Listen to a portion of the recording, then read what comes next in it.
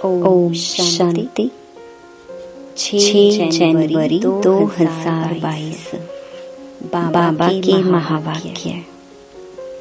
मीठे बच्चे, देह अभिमान में आने से ही विकर्म बनते हैं, इसलिए प्रतिज्ञा करो और सब संग तोड़ एक संग जोड़ेंगे।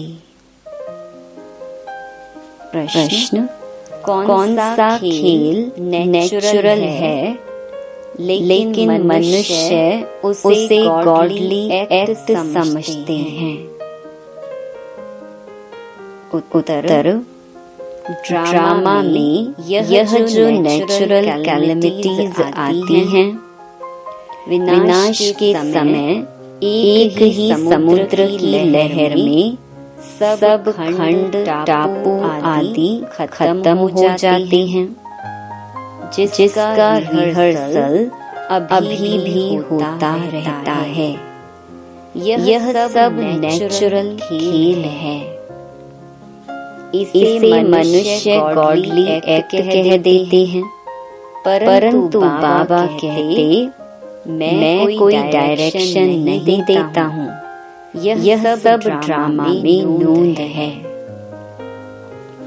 गीत: कौन आया मेरे मन के द्वारे। ओम शांति। कौन आया अर्थात किसकी याद आई? ऐसे नहीं कि आकर दिल में बैठ गया फिर तो सर्वव्यापी हो जाए। नहीं, कौन आया मेरी याद में? अकाल मूरत, जिसको काल खा न सके। सिख लोगों के पास अकाल तख्त भी है, उनके पास अकाली लोग भी हैं। वो लोग खुद नहीं समझते कि सिख धर्म प्रवृत्ति मार्ग का धर्म है। एक ही आदि सनातन देवी देवता धर्म प्रायलोप है, दूसरा है संन्यास धर्म निवृत्ति मार्ग का। घर बार छोड़ हद का संन्यास कर पवित्र बनते हैं। जंगल में तो जरूर पवित्र ही रहते होंगे। हर एक धर्म की रस्म रिवाज अलग है, शिक्षा भी अलग है। वह है निवृत्ति मार्ग का धर्म। उनको फॉलो करने वाले को भी घर बार छोड़ कफनी पहननी पड़े। फिर भल वो लोग कहते हैं, घर गृहस्थ में रहते भी ज्ञान पा सकते हो, परंतु वह कोई ज्ञान नहीं। ना सन्यासी ऐसे करा सकते हैं। वास्तव में गुरु वह जो सद्गति देने वाला हो, वह तो एक ही है। गुरु नानक ने भी शिक्षा दी है, वह भी परमात्मा की ही महिमा करते हैं। एक ओंकार अकाल मूरत, तुमको अब उस अकाल मूरत अर्थात परम पिता परमात्मा की ही याद है। महिमा करते हैं। अकाल मूरत अयोनि है, स्वयंभू अर्थात रचता है। निर्भय निर्वैर अकाल मूरत सतगुरु प्रसाद जप साहिब आदि यह महिमा है परम पिता परमात्मा की।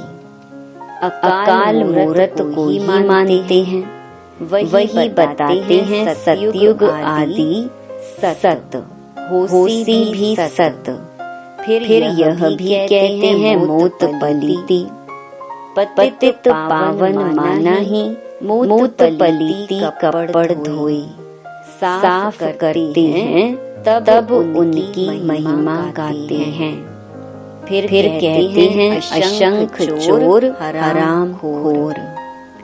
यह भी इस समय की ही महिमा है।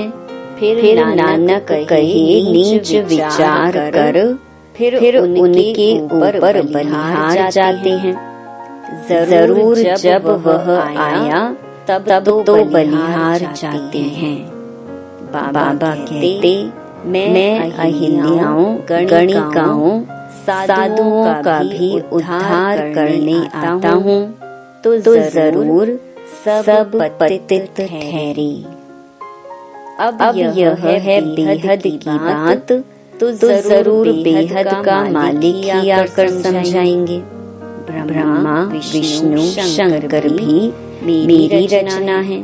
ब्रह्मा द्वारा आदि सनातन देवी देवता धर्म की स्थापना, शंकर द्वारा अनेक धर्मों का विनाश। दूसरे जो आते हैं सिर्फ अपने धर्म की स्थापना करते हैं। ऐसे नहीं कि वो गुरु लोग सद्गति दाता हैं।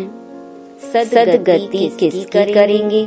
उनकी वंशावली की ही पूरी वृद्धि नहीं हुई है, तो सद्गति कैसे करेंगे?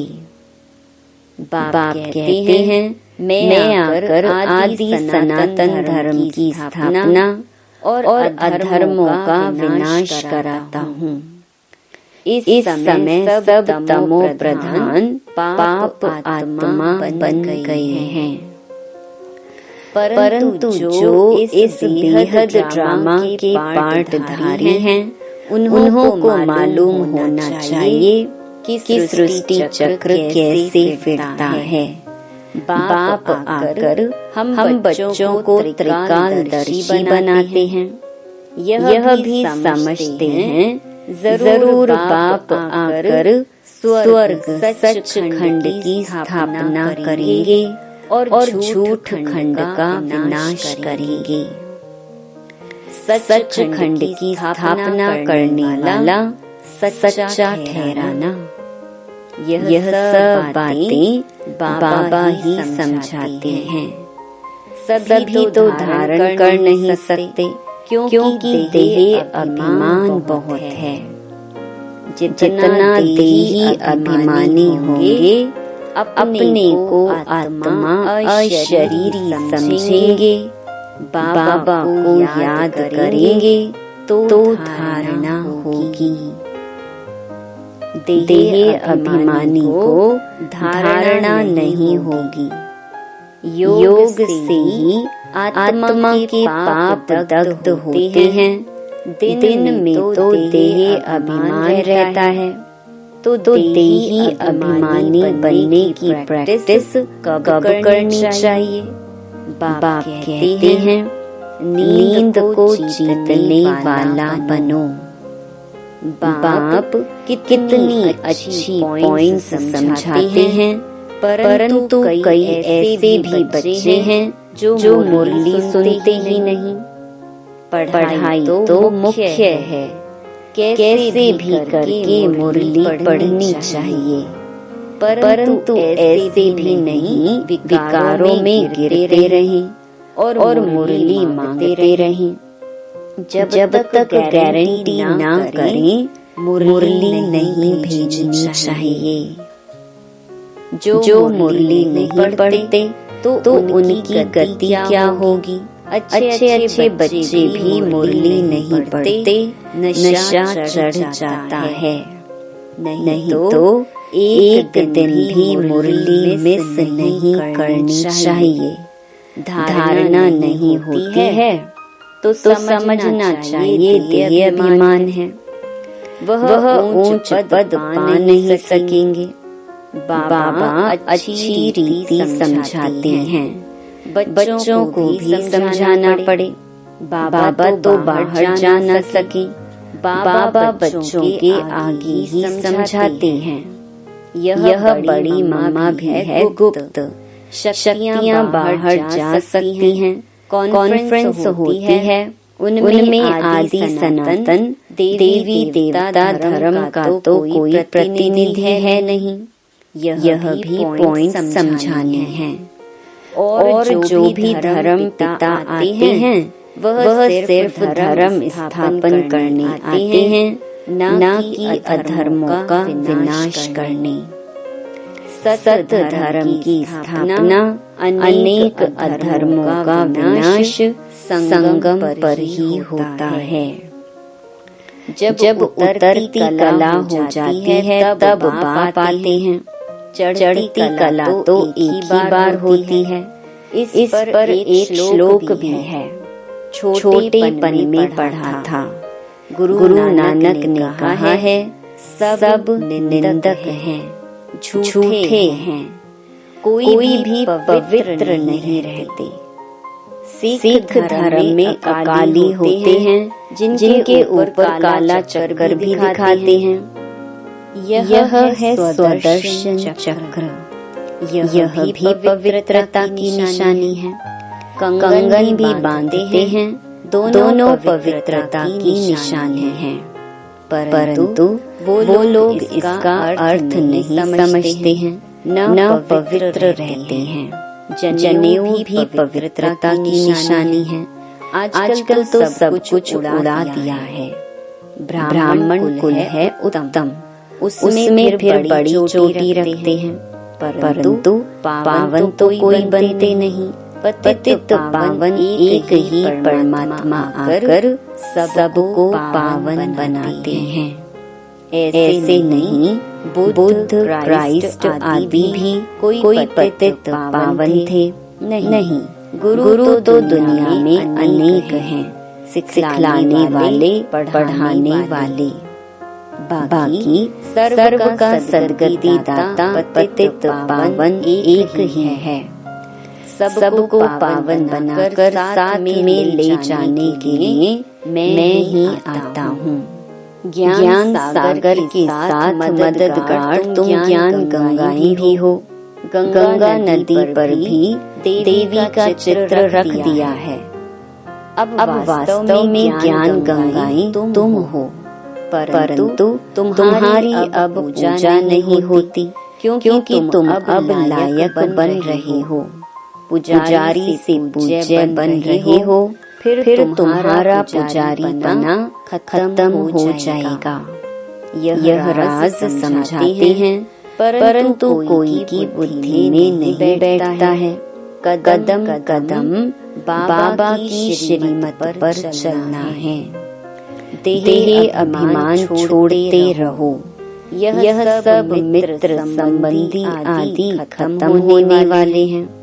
हम सब चले जाएंगे, परंतु दुनिया तो रहेगी ना।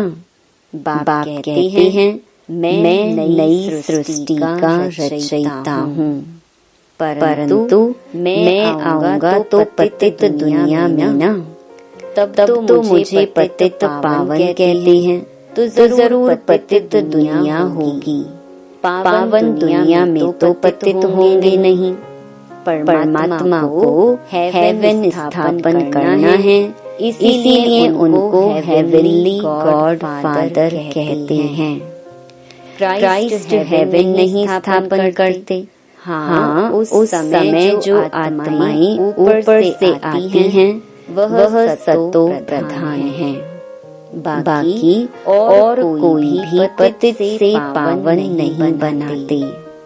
तुम बच्चों को अभी ऐसा कोई विकर्म नहीं करना चाहिए जो पतित कहा जाए। देह अभिमान से ही विकर्म बनते हैं। तुम गारंटी करते हो कि और संग तोड़ एक संग जोड़ेंगे। अब तुम प्रतिज्ञा पूरी करो, नहीं तो दंड खाएंगे। ग्रंथ में भी है चढ़ती कला, तेरे भाने सर्व का भला। अक्षर अच्छे हैं, परंतु जो कुछ पढ़े हैं उनको तो भूलना पड़ता है। बाबा को तो बच्चों के नाम भी पूरे याद नहीं, क्योंकि शिव बाबा को याद करना है। इसीलिए बाबा कह देते हैं, खुश रहो, आबाद रहो, ना बिसरो, ना याद रहो। परंतु सर्विसेबल बच्चों को बाबा याद जरूर करते हैं कि फलाना बहुत अच्छा मददगार है, साहूकार तो घोर अंधकार में पड़े हैं। कोई को पता नहीं पड़ता कि मौत सामने खड़ा है। भगवानुवाच मैं राजयोग सिखाता हूँ तो जरूर नॉलेज से गॉडेस ऑफ वेल्थ बनते हैं। यह सारी राजधानी बन रही है नंबर वार। तुम जानते हो नंबर वार हम सब बढ़ रहे हैं। बाबा कहते हैं मैं राजधानी स्थापन कर रहा हूँ, अनेक धर्मों का विनाश कराता हूँ। परम सतगुरु एक ही है, वह ऊंचे ते ऊंचा एक भगवान ही गाया हुआ है। ऊंचे ते ऊंचे ब्रह्मा विष्णु शंकर को भी भगवान नहीं कहते, तो राम कृष्ण को भगवान कैसे कहेंगे। वह तो है ज्ञान का सागर पतित पावन। भगत भगवान को याद करते हैं, ब्रह्मा विष्णु शंकर को थोड़ी ही याद करते हैं। यह तो अभी व्यभिचारी बन गए हैं, तो कितनी अच्छी अच्छी बातें धारण करने की हैं। जो करेगा सो पाएगा। ज्ञान गंगाएं तुम हो, तुम नदियों का ही छोर किनारा है। सागर तो कहाँ जा नहीं सकता, परंतु वह है जड़ सागर, यह है चैतन्य। उसमें तो एक तूफान की लहर उठी तो बहुत नुकसान हो जाता है। विनाश के समय जोर से तूफान आएगा, सब खंड टापू आदि खलास हो जाएंगे। देरी नहीं लगती। नेचुरल कैलेमिटीज को गॉडली एक्ट कह देते हैं। तब कहा है कि शंकर द्वारा विनाश तो गॉडली एक्ट ही हुई ना। परंतु बाप कहते हैं मैं कोई ऐसा डायरेक्शन आदि नहीं देता हूँ। यह सब ड्रामा में नूंद है। तूफान, नेचुरल कैलेमिटीज आदि आदि सब अपना काम करेंगी। कल्प कल्प यह कैलेमिटीज आनी ही है और सब खंड खत्म होंगे। बाकी एक भारत रह जाएगा, उसके लिए तैयारी होती है, रिहर्सल होती रहेगी। यह नेचुरल खेल बना हुआ है। तुम शिव शक्तियाँ ही कहाँ पर जाकर समझा सकती हो कि तुम सब चाहते हो शांति स्थापन हो, परंतु तुम जानते हो शांति होती कहाँ है, सुख कहाँ होता है, दुख कहाँ है। यह सब समझने की बातें हैं। अभी दुख धाम है। यही भारत सुख धाम था। आदि सनातन देवी देवताओं का राज्य था। कलयुग है दुख धाम, इनका विनाश जरूर होना है। पहले अंत होकर फिर आदि होने हैं। मध्य में है अनेक धर्म। सतयुग में एक धर्म था। यह ड्रामा का चक्र है। इसमें 4 मुख्य धर्म हैं। एक धर्म का पाया टांग गुम है। देवता धर्म स्थापन करने वाला कौन है, यह बताओ। परम पिता परमात्मा ब्रह्मा द्वारा स्थापना कराते हैं। वास्तव में तुम भी प्रजापिता ब्रह्मा की औलाद हो, शिव की भी औलाद हो।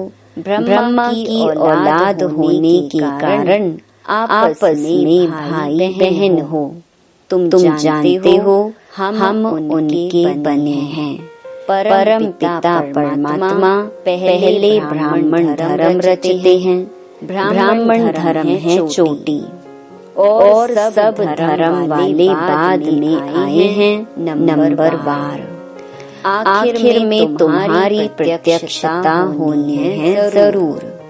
अच्छा, मीठे मीठे सिक्के लधे बच्चों प्रति मात पिता बाप दादा का याद प्यार और गुड मॉर्निंग। रूहानी बाप की रूहानी बच्चों को नमस्ते। धारणा के लिए मुख्य सार।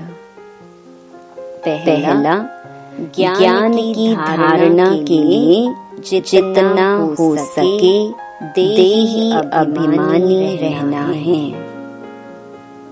अशरीरी बनने का अभ्यास रात को जाग कर करना है।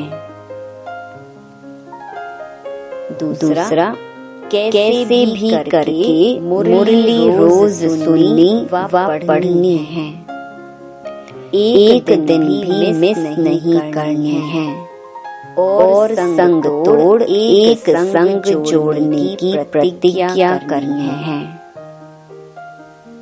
वरदान, बिंदु रूप में स्थित रह उड़ती कला में उड़ने वाले डबल लाइट भव।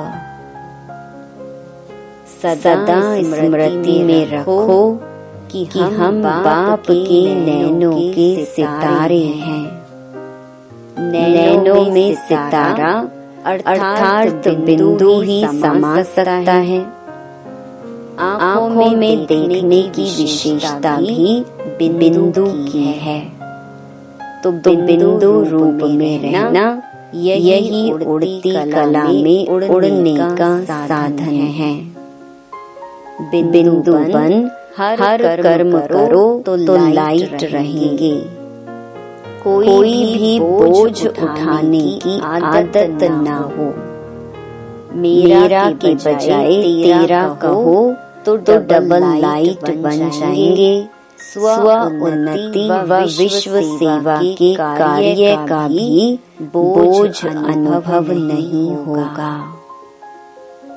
स्लोगन, विश्व परिवर्तक वह है जो नेगेटिव को पॉजिटिव में परिवर्तन कर दे।